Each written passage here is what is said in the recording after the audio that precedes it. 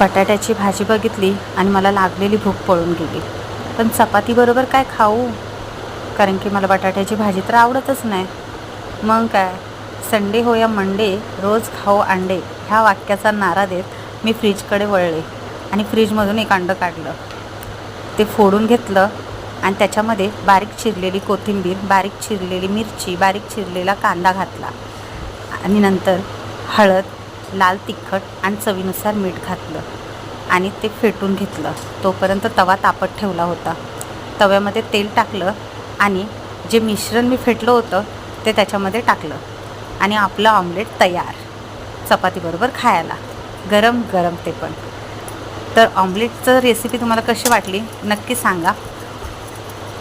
आणि माझे व्हिडिओ आवडत असतील तर माझ्या व्हिडिओंना लाईक, शेअर, सबस्क्राईब आणि कमेंट नक्की करा.